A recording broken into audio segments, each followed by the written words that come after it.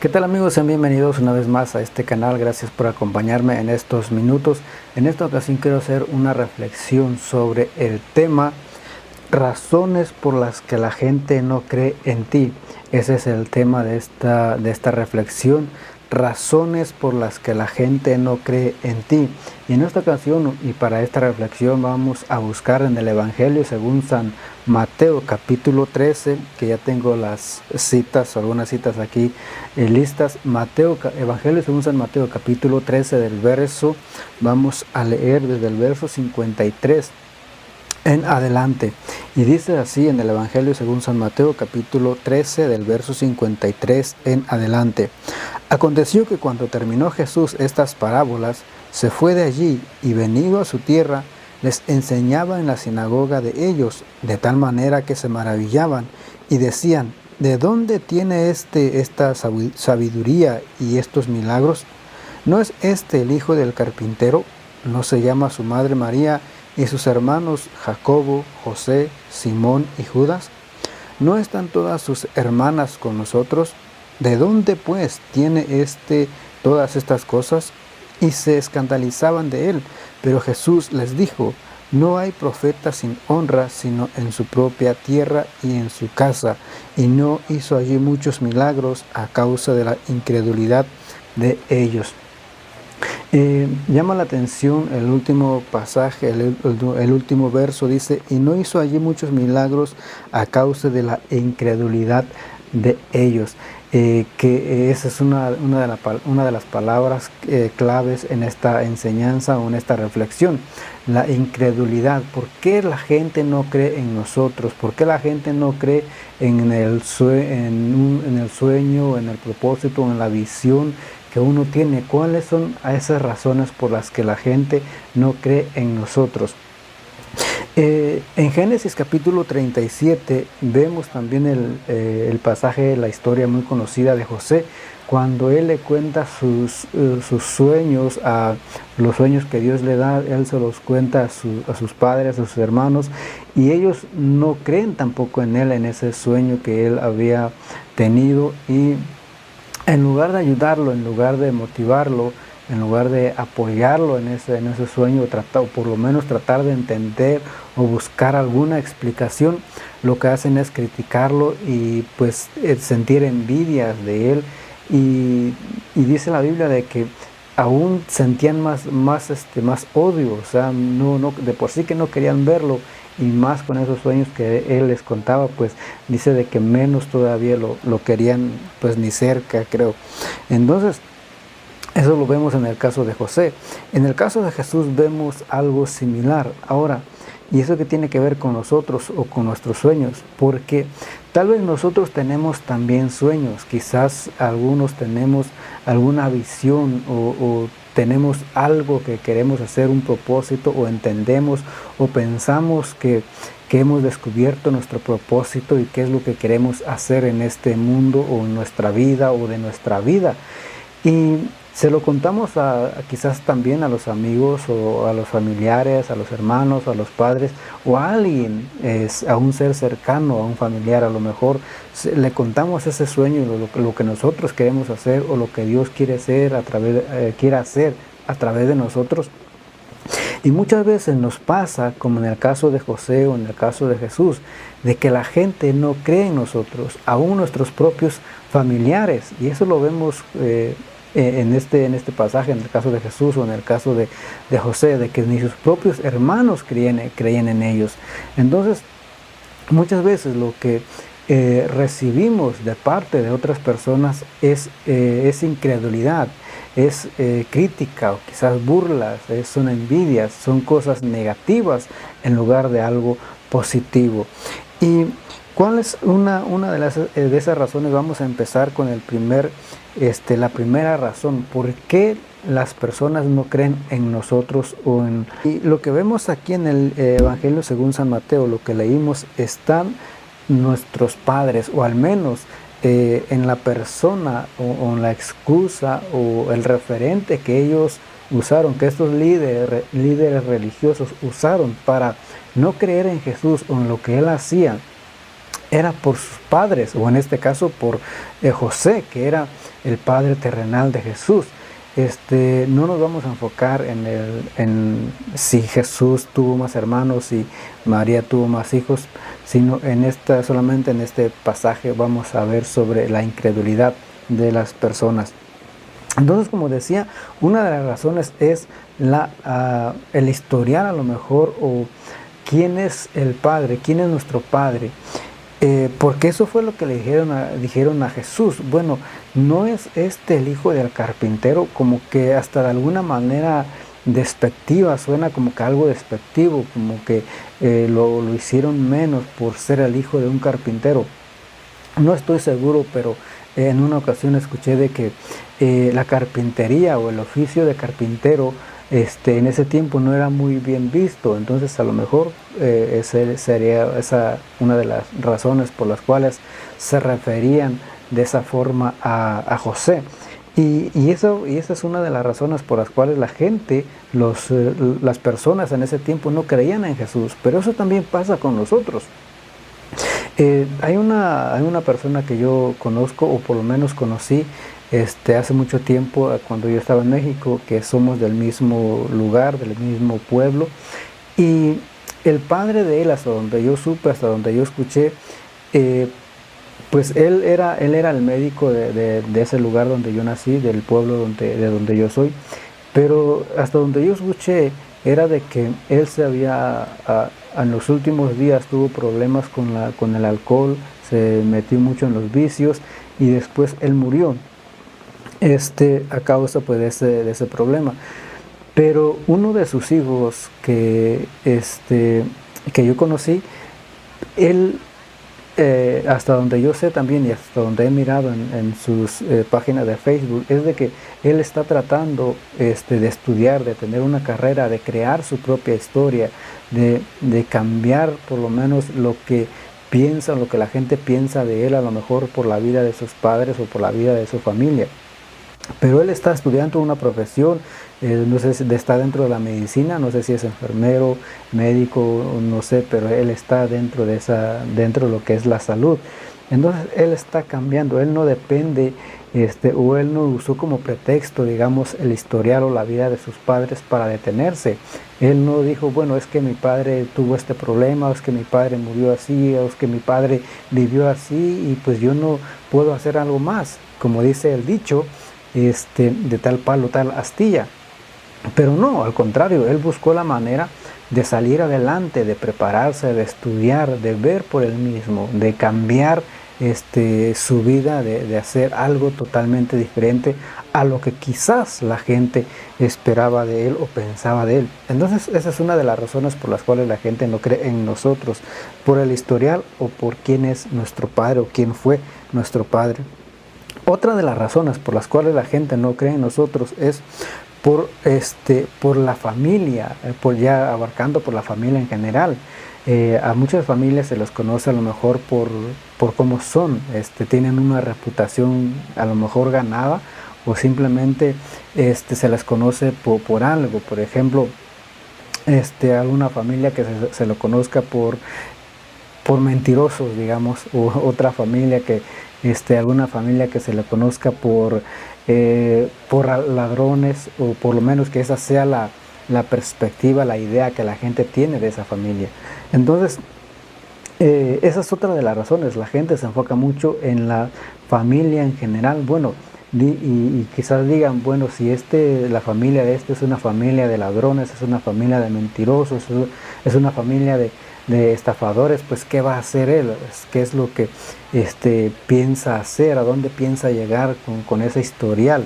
Entonces, y eso lo podemos ver también en la Biblia. Por ejemplo, Gedeón decía de que cuando Dios lo llama, él pone de alguna manera como pretexto a su familia, y no porque era una familia con una mala reputación, sino porque Gedeón decía, bueno, mi familia es de las más pobres, es de las más humildes, y yo soy el último de ellos. Entonces yo qué voy a hacer, o yo qué puedo hacer, o cómo voy a poder a lograr algo, hacer algo, si la condición de mi familia no lo permite, o mi familia no cuenta con los recursos económicos o con una posición, y pues yo no puedo hacer nada, no tengo muchas posibilidades de hacer algo. Entonces la familia es otra de las razones por las cuales la gente no cree en nosotros. Y como decía, esto lo podemos ver, estos puntos lo podemos ver directamente de este pasaje que leímos. Otra de las razones es por nuestras capacidades. La gente tampoco cree en nosotros por nuestras capacidades, por lo que podemos o no podemos hacer según ellos. Y esto en lo personal como que a mí también como que es algo directo, digamos, conmigo, porque quizá los que me conocen personalmente saben de que yo casi no hablo, o por lo general no hablo, no me cuesta comenzar una conversación con alguien, me cuesta mantener una plática con alguien, pues al menos que esa pregunta o que esa persona me haga algunas preguntas o algo que por la que yo tenga alguna idea o me llame la atención la conversación. Entonces puedo a lo mejor interactuar con esa persona. De lo contrario, me cuesta comenzar una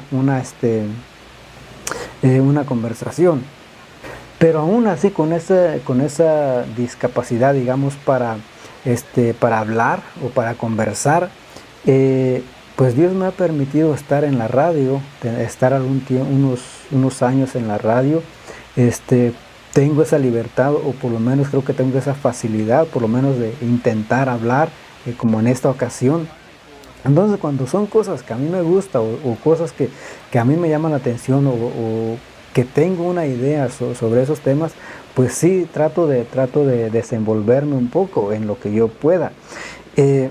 Pero de lo contrario no me cuesta, como decía, de lo contrario me es un poco difícil, y eso es algo negativo, y la gente tal vez podría decir, bueno, y si va a estar en la radio, pero ¿qué es lo que va a decir en la radio? ¿Qué es lo que va a decir frente a una cámara si él casi no habla, si es muy callado? Entonces, ¿cómo él va a hablar frente a una cámara? ¿Cómo él va a hablar delante de las personas? ¿Cómo él va a hablar o desenvolverse delante de un micrófono? Pero eso me pasa en lo personal a mí con la gente, digamos, a mi alrededor. Pero ya estando frente a las cámaras o frente a micrófono, pues ya como que algo pasa y me siento con esa libertad de poder desenvolverme un poco más. Pero eso es algo que la gente quizás, tal vez uno tenga un proyecto, una visión, uno quiere hacer algo, pero la gente mira de que uno nunca ha hecho nada, o que uno no sabe hacer ciertas cosas, pues dicen, bueno, ¿y esto cómo lo va a hacer? Si él no tiene esa capacidad, o si él no tiene ese conocimiento, si él no tiene esa facilidad. En el caso, por ejemplo, de Moisés, también uno de los problemas que tenía Moisés era eso mismo. Él le dijo a Dios, yo soy tardo para hablar. Y algunos dicen de que él se refería a que no a que era tartamudo, sino que le costaba, digamos, dar un discurso, o que no era una persona que le fluían las palabras, sino que le costaba dar un discurso, y algunos dicen que se refería a eso. Entonces, hablando de las capacidades, tal vez Moisés no tenía esa capacidad, pero Dios proveyó de alguna manera. Pero entonces esa es otra de las razones por las cuales la gente no cree en nosotros, por lo que ellos piensan que podemos o no podemos hacer. Otra de las, y antes de entrar al otro punto, es lo que vemos aquí con Jesús, de que los líderes, las personas ahí dijeron, bueno, pero no es el hijo de José, no es el hijo del carpintero. ¿De dónde sacó todo este conocimiento? ¿De dónde sacó él toda esta sabiduría? ¿Cómo es que él puede hacer estos milagros si es simplemente el hijo de un carpintero? Entonces, hablando de las capacidades. El otro punto es el lugar de nacimiento. Algunas personas se fijan hasta en el lugar en el que uno nació, y piensan que el lugar en el que uno nació determina si nosotros podemos hacer algo, podemos lograr algo o no. Y eso lo vemos también aquí con Jesús. Por ejemplo, en Evangelio según San Juan, capítulo 1 el verso 46 dice, en el Evangelio según San Juan, capítulo 1, el verso 46 dice, Natanael le dijo, ¿de Nazaret puede salir algo de bueno? Le dijo Felipe, ven y ve. Felipe va a llamar a su hermano Natanael, y cuando él escucha y dice, bueno, que Jesús venía de Nazaret, dice, bueno, y de ese lugar, de ese pueblo o de esa ciudad, no sé, el lugar de Nazaret, no conozco el lugar de Nazaret o el pueblo, la condición de este pueblo, pero decía, pero al menos al parecer no tenía una muy buena reputación, o que era un pueblo, a lo mejor un lugar apartado de la civilización, a lo mejor el lugar geográfico no lo conozco, pero dice Natanael, de este pueblo, de este lugar, puede salir algo bueno, ahí puede salir algo bueno de este lugar. Como decía, la gente se enfoca muchas veces en cosas insignificantes, en cosas que tal vez no tengan nada que ver con, ya sea con nuestras capacidades o con lo que nosotros queremos hacer. Pero ellos, en este caso, en el caso de Jesús, se enfocan en su lugar de nacimiento, y tal vez como yo soy de un pueblo, y alguien pueda decir, bueno, y de este pueblo puede salir algo, puede salir alguien de este pueblo, puede salir un buen actor, por ejemplo, o de este pueblo que está a medio cerro o allá en la punta del cerro, puede salir un locutor, puede salir un enfermero, un médico. O sea, de este pueblo puede salir algo bueno, pero en el caso de Jesús, al contrario, o sea, él le dio lo que él hizo, pues le dio fama, digamos, de alguna manera al lugar donde él nació. Entonces nosotros podemos hacer lo mismo. Bueno, si alguien dice de que de este pueblo, de este lugar no puede salir nada bueno, ¿por qué no darle a nosotros esa fama, digamos, y hacer que la gente hable de este pueblo, de este lugar donde nosotros nacimos, y mostrar también de que lo que nosotros hagamos, o lo que Dios haga a través de nosotros, no depende del lugar de nacimiento, no depende de nuestros padres, del historial o de la reputación de nuestros padres, de nuestra familia, no depende de nuestras capacidades, no depende de nuestro lugar de nacimiento, sino que todo depende de Él. Y para ir cerrando esta reflexión, vamos a buscar o a leer en la primera carta a los Corintios, que también es un pasaje muy conocido, hablando en cuanto a la salvación. Primera carta a los Corintios, capítulo 1, del verso 27 al 29, y dice desde el verso 26, pues mirad, hermanos, vuestra vocación, que no sois muchos sabios según la carne, ni muchos poderosos, ni muchos nobles, sino que lo necio del mundo escogió Dios para avergonzar a los sabios, y lo débil del mundo escogió Dios para avergonzar a los fuertes, y lo vil del mundo y lo menospreciado escogió Dios, y lo que no es, para deshacer lo que es, a fin de que nadie se jacte en su presencia. Llama la atención de que, ¿por qué? Primero dice la Biblia de que Dios no escogía a los sabios, Dios no escogía a los ricos, Dios no escogió a los poderosos, a los fuertes, a aquellos que ya tienen una posición o que ya están en un cierto nivel, sino que dice de lo vil, de lo menospreciado, de lo que la gente desecha, de lo que la gente tiene en poco. A esos es a los que Dios llama, ya sea para salvación o ya sea para cumplir un plan, un propósito que Dios tiene para uno. Entonces dice de que de eso escoge Dios para avergonzar a los sabios, para avergonzar a los poderosos, a los fuertes. Si Dios llamara por ejemplo, si Dios llamara a un rico, a un millonario, si Dios llamara a un científico, quizás esa persona diga, o esa persona se enorgullezca, y que es lo que dice en el verso 29, dice, a fin de que nadie se jacte en su presencia. O sea,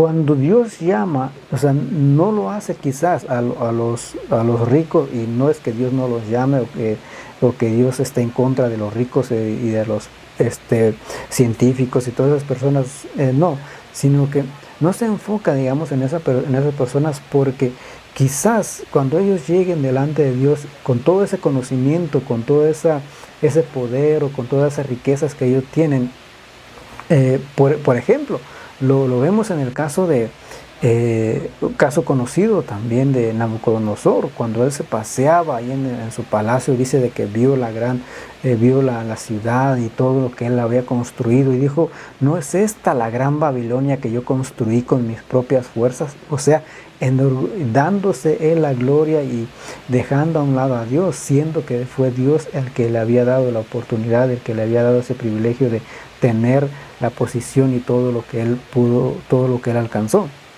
Entonces puede pasar lo mismo con estas personas, y no solamente con esas personas, aún con uno. Cuando Dios nos llama, cuando Dios nos permite hacer algo o nos lleva a un cierto nivel, a lo mejor, uno mismo quizás pueda caer en ese orgullo, en esa jactancia, y decir de que, bueno, yo no necesito de Dios porque pues yo ya tengo una posición social o una posición económica, yo ya tengo un conocimiento, ya tengo sabiduría. O sea, puede llegar ese momento en que uno también se enorgullezca delante de Dios. Por eso es de que, y esto también sirve como testimonio, digamos, o para que Dios se glorifique en las personas. Por ejemplo, o sea, si Dios de repente, o Dios nos llama a nosotros, o Dios llama a alguien que la gente menospreciaba, a alguien que la gente no daba nada por esa persona, y de repente lo miran en un nivel, o lo miran hablando en televisión, o viajando y haciendo cosas, la gente va a decir: bueno, ¿y de dónde? Si lo mirábamos ahí en la calle, o lo mirábamos pidiendo limosnas, o lo mirábamos borracho, o lo mirábamos así. Entonces, pero cuando él esté en una cierta posición, ahí se va a ver claramente de que es Dios el que lo está llevando, es Dios el que lo está levantando y el que lo está encaminando. Entonces va a ser un testimonio vivo de lo que Dios puede hacer. Entonces, ¿quién se lleva toda la gloria? El hombre no, sino Dios, por lo que ha hecho, por lo que hizo, por lo que está haciendo por esa persona. Entonces, esa es una de las razones por las cuales Dios se enfoca muchas veces en uno que es menospreciado, porque ahí es donde Dios se puede glorificar. Y es Él el que recibe toda la gloria, es Él el que recibe todo el conocimiento. Entonces, haciendo un resumen, ¿cuáles son algunas de esas razones por las cuales? Creo que hay muchas otras razones, pero solamente enfocándonos en el pasaje que leímos, podemos encontrar estas. Una es el historial o la reputación de nuestros padres. Por esa razón, o esa es una de las razones por las cuales la gente no cree en nosotros. Otra de las razones es nuestra familia. Quizás el historial de la familia o de nuestra familia no sea muy buena, y por eso la gente no cree en nosotros, o en nuestra visión, o en lo que nosotros podemos llegar a hacer, o lo que Dios puede hacer a través de nosotros. Otra de las razones es por nuestras capacidades, por lo que la gente ve o piensa que podemos o no podemos hacer.